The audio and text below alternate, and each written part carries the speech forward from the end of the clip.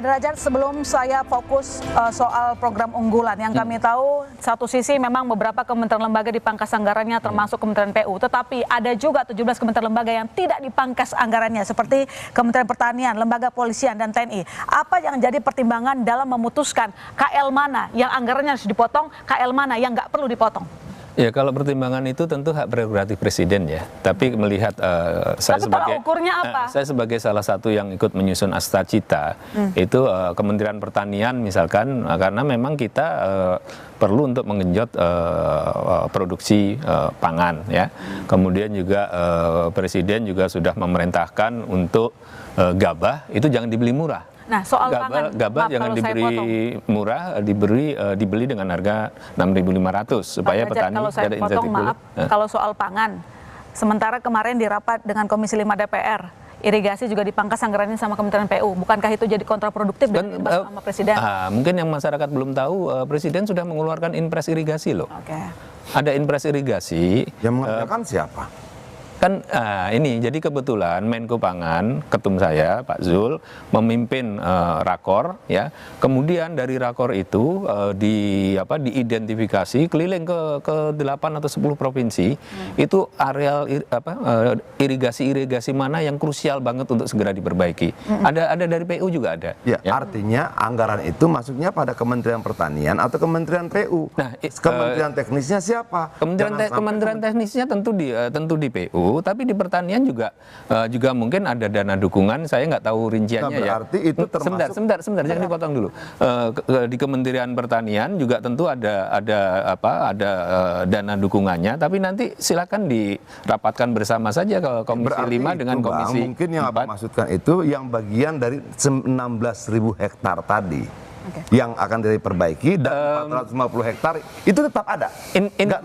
Impres irigasinya sudah keluar ya, dan sudah ada, saya lupa ada 8 provinsi atau berapa itu yang memang prioritas untuk irigasinya segera diperbaiki. Artinya apa yang dilakukan itu betul-betul logis ya.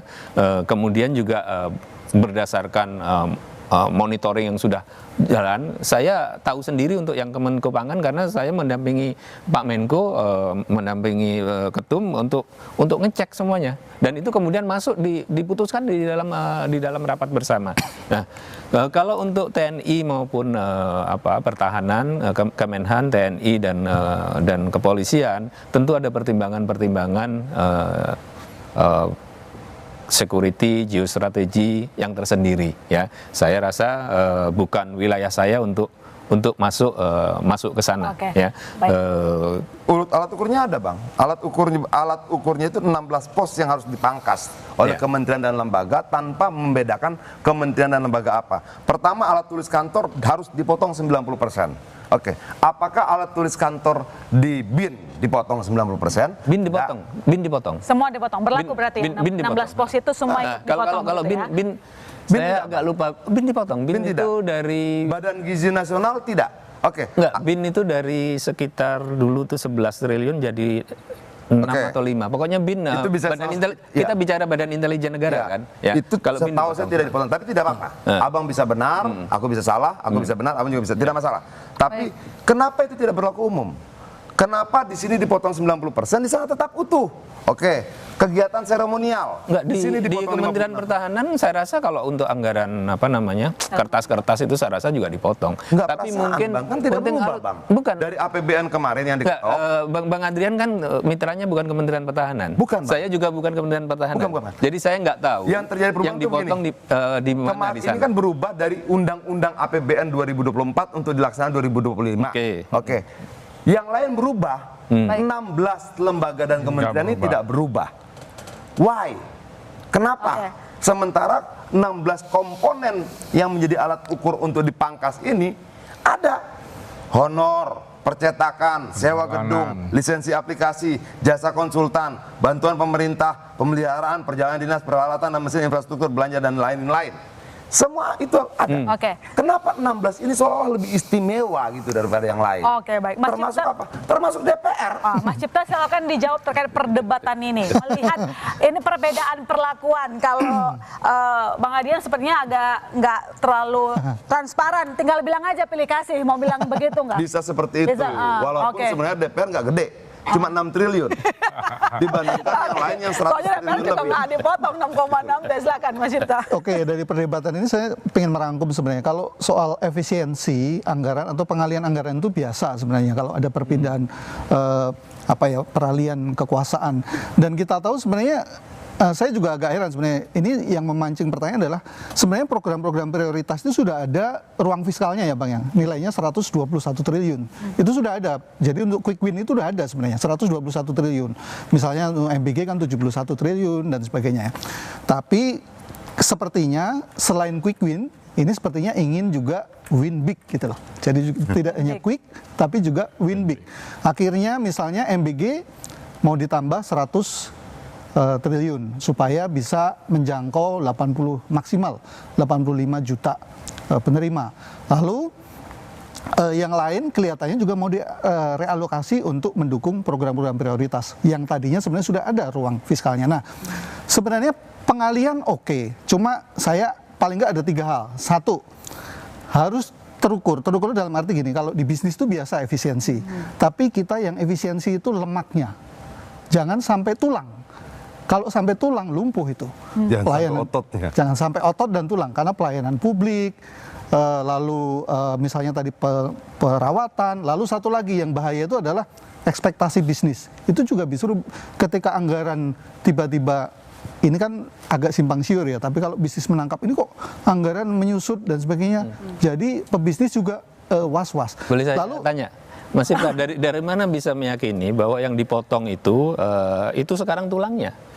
Orang kita nggak punya alat ukurnya semuanya. makanya ini sebenarnya gini, kalau kita ini sebenarnya menarik ya, kalau kita lihat respon kementerian lembaga. Tadi saya sempat diskusi sama Bang Dian, ini kementerian lembaga kan banyak mengeluh sana sini. Ini kan sinyal sebenarnya, sinyal apakah ini perlawanan atau real memang sudah menghitung dan ini efeknya bisa bahaya. Misalnya ada soal mati lampu perpustakaan, misalnya tadinya mau libur hari Minggu, sekarang tetap tapi akhirnya balik lagi begitu ya.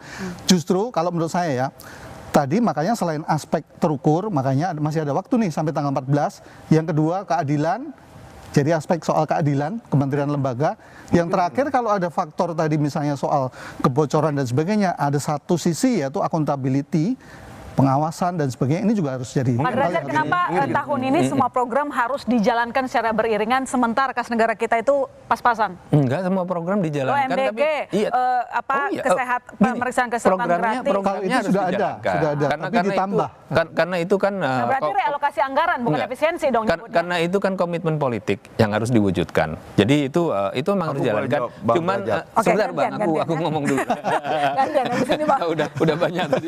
Silakan. Jadi supaya tapi pelaksanaannya kan bertahap. Kalau kita MBG mau jalankan 100% coverage 500 triliun lebih, nggak mungkin kan kita. Nah, kemudian pembangunan perumahan sahabatnya Bang Adlian, ARA, ya nggak mungkin juga gitu. Nggak mungkin juga kita lakukan masuk tuh barang. Nggak mungkin juga kita jalankan kan secara 100% kemudian. Jadi saya berharap teman-teman di birokrasi ini melihat ini adalah sebagai tantangan bagi mindset teman-teman itu untuk iya ini memang kita ada beberapa hal yang harus kita bereskan. Mas Agus lama sekali jadi penasehat salah satu kementerian, tahu betul bagaimana bagaimana proses penganggaran di kementerian itu. Jadi tolong prosesnya ini dislimkan, bahwa ketika terjadi budget cut ataupun efisiensi itu ada kontroversi di semua wilayah, di semua negara, nggak di Amerika, nggak di Afrika, nggak di perusahaan, nggak di koperasi. Kalau ada pemotongan itu pasti akan ada reaksi. Ya. Nah sekarang tinggal dalam selama reaksi ini ya, apakah reaksinya itu reaksi yang reasonable atau reaksi yang Ya maaf, karena konflik kepentingan gitu loh. Pak Agus, kira-kira kalau misalnya memungkinkan nggak harusnya program-program prioritas bisa di-hold dulu yang butuh dana jumbo. Kemarin juga kan soal MBG udah jelas-jelas loh itu Pak, minta tambahan dana lagi jadi 100T dari dianggarkan 71T. Artinya minta tambahan ditambah 100. Artinya butuh tambahan begitu. Gimana Pak Agus? Ya, kalau itu program andalannya, saya memohon pada Presiden supaya direview dulu. Ya, karena di kota besar, terutama Jakarta, Surabaya, itu banyak orang tua tidak mau anaknya ikut program itu. Karena makanan di rumah lebih bergizi dan lebih enak. Artinya kan ada hal-hal yang perlu di review ulang, apakah di kota-kota besar atau di daerah-daerah stunting. Karena kalau ininya stunting itu ada di Ambon, di NTT, di Aceh. Jadi itu ditingkatkan dulu supaya leverage-nya sama, sehingga itu bisa lebih bermanfaat daripada di kota tidak dimakan. Nah ini perlu direview lah yang lain. Tapi sekali tadi betul kata Adian bahwa infrastruktur jalan, ini mau lebaran loh. Tinggal 1,5 bulan, tapi belum ada pembahasan dari pemerintah. Ini mau gimana nanti? Karena dengan kondisi ekonomi seperti ini, orang yang pulang atau mudik naik motor akan berlimpah. Karena bus gratis itu hampir tidak ada nih, perkiraan saya. Karena itu dulu dibuat bus gratis supaya orang tidak naik motor. Nah kalau naik motor jalannya seperti tadi, kan innalillahi itu. Ya kan, karena pasti celaka. Nah ini belum ada. Menteri Perhubungan, Menteri PU, Kakor Lantas belum ada koordinasi yang saya tahu, mungkin saya salah. Baik, Saudara, pemotongan yang juga jadi sorotan dari pemangkasan anggaran Kementerian PU adalah ketidakjelasan anggaran untuk proyek IKN. Apakah proyek ini tetap berjalan di tengah efisiensi anggaran yang ketat? Business Talk segera kembali. Setelah pada 6 Februari lalu, Menteri PU Dodi Hanggodo mengungkapkan bahwa anggaran kementeriannya untuk proyek IKN diblokir, 2 hari setelahnya diralat bahwa soal anggaran IKN masih dalam tahap pembahasan di DPR dan tak akan mengganggu pembangunan IKN dalam 5 tahun ke depan. Berikut pernyataannya. Sebetulnya nggak blokir lah, sebetulnya lebih tepatnya itu politik anggaran, Mas. Politik anggaran yang gitu kan selalu kan dari Kementerian Keuangan ngasih sekian, kemudian dari situ kan kita detekkan sekian ini saya memiliki kebijakan apa A, B, C, D, sudah oke, baru kita bilang ke BUMENKU kesepakatan dengan DPR seperti ini kan gitu. Baru kemudian dibuka Pak Prabowo kan maunya beberapa bangunan utama yang legislatif indikatif itu segera berdiri. Saya 2008, tapi saya nggak tahu. Ini saya cuma dengar sepintas sekarang di rapat kabinet suka ada kan. Pak Dian, kalau anggaran IKN masih dalam tahap politik anggaran di DPR, ini artinya kelanjutan pembangunan ditahan dulu atau tetap berjalan sesuai skema APBN 2025-2029 itu di situ dianggarkan 48,8 triliun rupiah. 48,8 triliun rupiah itu dalam 5 tahun. Ya, dalam 5 tahun. Tapi kalau dalam tahun ini tadinya sudah dianggarkan sekitar 5, sekian triliun. Lalu kemudian diperbaiki, dipangkas lagi tinggal 1,6 triliun. 1,6 triliun itu kalau menurut hitungan saya nggak bisa bangun sesuatu yang cukup signifikan. Karena akan banyak habis hanya untuk biaya perawatan. Bagaimana ngerawat jalannya, ngerawat tamannya, dan sebagainya. Untuk penambahan bangunan gedung tidak akan signifikan. Nah artinya bahwa kalau tidak mau berbuah mangkrak, paling tidak akan sangat lambat proses pembangunan IKN ini. Nah ketika proses pembangunan IKN ini sangat lambat, setiap tahun dan setiap pemerintahan dia akan selalu menjadi problem bagi pemerintah berikutnya. Gitu. Oke, baik. Pak Agus, sebagai pengamat kebijakan publik, melihat moto pemerintah itu kan keberlanjutan begitu ya, Pak Agus. Apakah bijaksana kita tetap melanjutkan pembangunan IKN saat situasi keuangan kita seperti ini?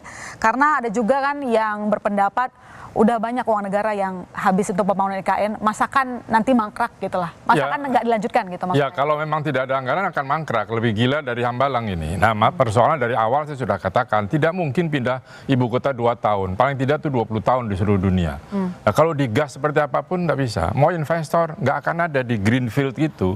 Investor swasta suruh bangun. Investor akan bangun ketika infrastrukturnya sudah jadi.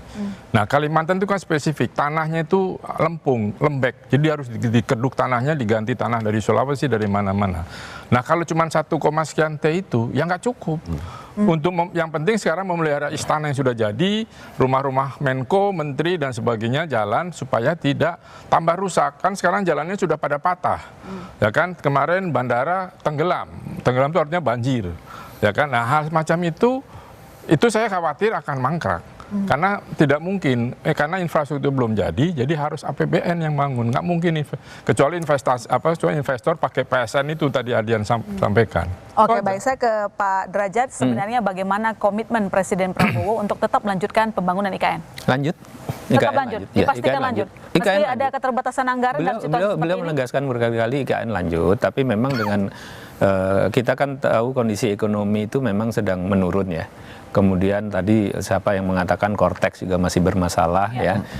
Jadi memang solusi dari semua perdebatan ini itu sekali lagi pendapatan negara, dan pendapatan negara. Nah, saya sekarang sedang melakukan penyisiran di mana sumber-sumber pendapatan negara yang bisa dikumpulkan yang selama ini nggak terkumpulkan ya, terutama dari PNBP, Mas Cipta. Itu PNBP itu masih banyak yang underutilized. Nah, itu kita sedang cari dari PNBP di bidang telekomunikasi, di bidang lingkungan hidup, di bidang natural resources. Ini PNBP ini sedang kita di lingkungan hidup ada 300 triliun itu harus diambil. Ya, pokoknya itu kemudian pajak-pajak yang seharusnya sudah terkumpulkan tapi tidak terkumpulkan. Nah, ini sekarang sedang kita kumpulkan ya. Mudah-mudahan sih jika pada saatnya nanti Presiden memutuskan bahwa penerimaan negara terobosan-terobosannya harus segera digenjot. Nah, itu kita sudah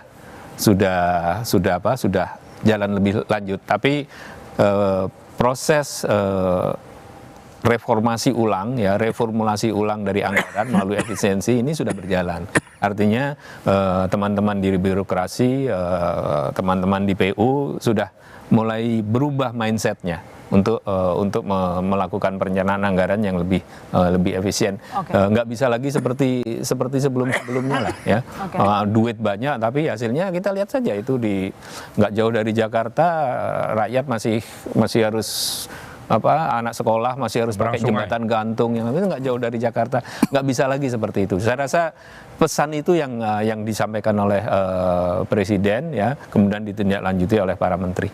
Oke, Mas Cipta, di tengah tax ratio kita memang masih rendah, masih kalah dari negara tetangga-tetangga kita. Kita kan juga sebenarnya kan nggak bisa mengesampingkan biaya pemeliharaan, termasuk yang pembangunan infrastruktur yang di IKN gitu loh, Mas. Apa dampaknya kalau misalnya itu benar-benar pos itu dikosongkan? Ya, sebenarnya gini, kalau bicara mangkrak enggak, sebenarnya kalau dilihat dari rencananya, sebenarnya itu kan memang sebagian besar itu bukan dari anggaran. Yang dari anggaran pun cuma 89. Awalnya. Artinya non APBN awalnya. Artinya yang dua sisi, yang artinya yang swasta BUMD itu kalau nggak jalan ya memang berisiko memang nggak jalan, mangkrak. Nggak akan jalan. Cuma kalau menurut saya ini nggak boleh mangkrak dalam arti terus jadi sarang burung atau nggak boleh begitu juga begitu. Jadi bagaimanapun ini duit bikin konten horor. Bagaimanapun ini duit rakyat yang udah dipakai di situ. Jadi tetap harus ada upaya utilisasi. Entah menjadi kantor pemerintahan, kantor presiden atau atau untuk pariwisata. Ya itu harus ada upaya-upaya itu supaya tidak benar-benar mangkrak seperti Hambalang atau apa. Idealnya begitu. Tapi pertanyaan terbesarnya adalah dari mana duitnya?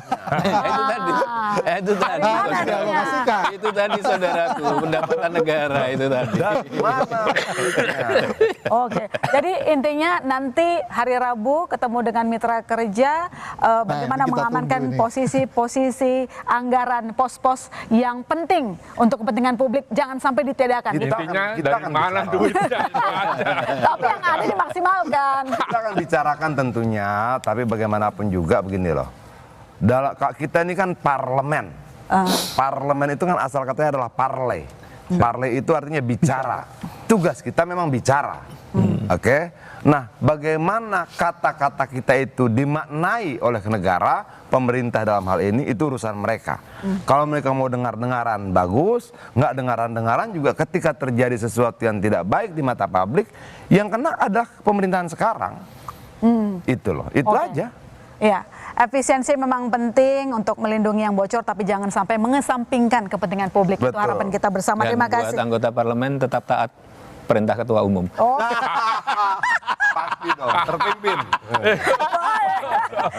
Satu hal yang pasti anggaran ini kalau menurut saya ya, ini harus cepat supaya bisa dieksekusi. Kalau semakin lama, semakin molor, kasihan rakyat. Ya, kasihan Ekonominya rakyat. kasihan. Jangan sampai rakyat lagi yang dikorbankan.